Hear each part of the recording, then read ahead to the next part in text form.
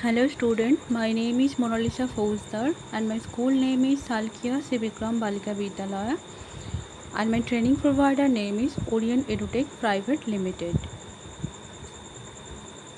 हम लोगों का आज का टॉपिक है इंस्टॉलिंग हार्डवेयर, मतलब हार्डवेयर का इंस्टॉलेशन। तो आज हम लोग इनमें से कवर करेंगे specification for setup of system, मतलब एक सिस्टम को सेटअप करने के लिए क्या क्या स्पेसिफिकेशन होता है। और second point recommended system requirement, मतलब एक सिस्टम का क्या क्या रिक्वायरमेंट होता है, ये कंपनी से कभी कभार रिकमेंड किया जाते हैं। तो इसके बारे में आज बात करेंगे। यहीं पर एक कंप्यूटर का बहुत सारा पार्ट्स का मतलब फ़ोटो दिखाया गया है। ये हार्डवेयर का पार्ट्स है,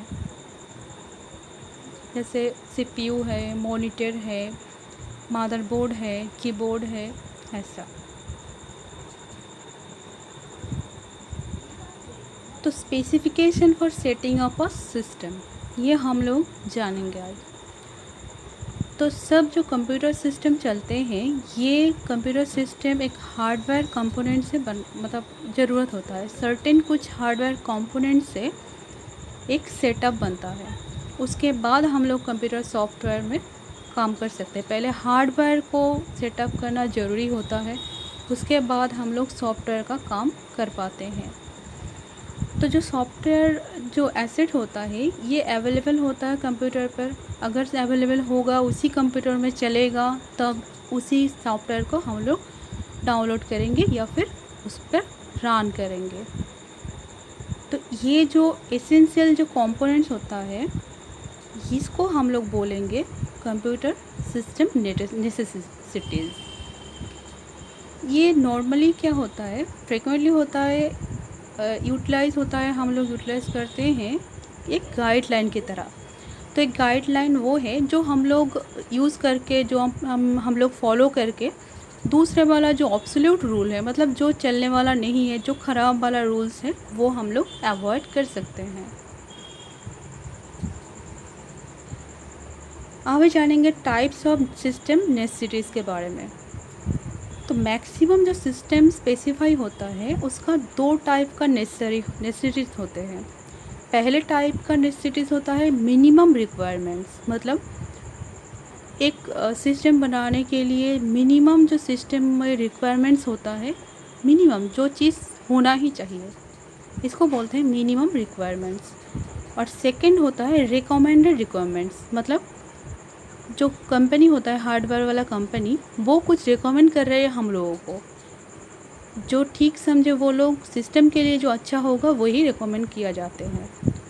तो यहीं पर हम लोग दो टाइप्स का सिस्टम नेसेसिटीज़ के बारे में जान गए। पहले वाला मिनिमम रिक्वायरमेंट्स एंड सेकंड वाला रिकमेंडेड रिक्वायरमेंट्स।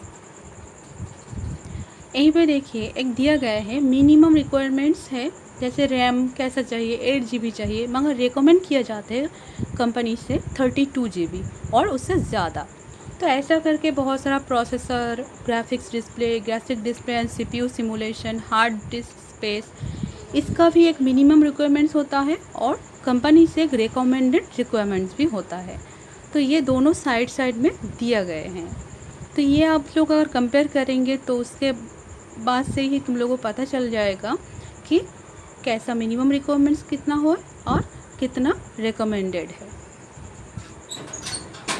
उसके बाद दिया गया है रिकमेंडेड सिस्टम रिक्वायरमेंट्स, मतलब इसके बारे में ज़रा ब्रीफली एक डिस्कशन। तो हम लोग जानते हैं कि बहुत सारा मैन्युफैक्चरर्स हैं जो लोग सॉफ्टवेयर में अगर मतलब जो लोग सॉफ्टवेयर प्रोवाइड करते हैं, वो एक सेट देते हैं जहाँ पर लिखा होता है रिक्वायरमेंट्स के बारे में। तो ये जो रिक्वायरमेंट्स होता है, ये डिफरेंट होता है, जो मतलब नीडेड होता है, जो सिस्टम को रन करने के लिए जितना मिनिमम ज़रूरत, उससे थोड़ा सा डिफरेंट होता है।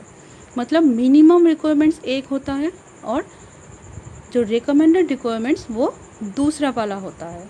मिनिमम मतलब वो चलने के लिए, रन करने के लिए जितना ज़रूरत होगा ही, वो होता है मिनिमम रिक्वायरमेंट्स।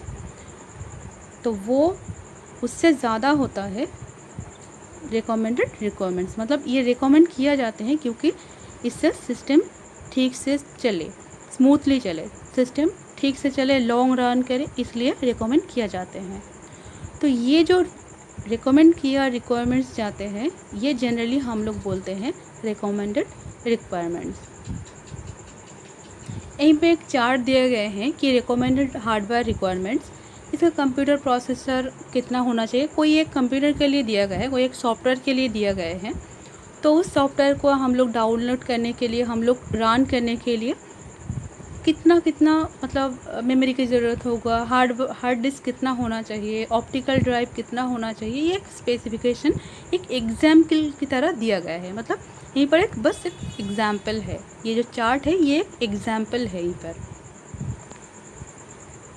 Thank you.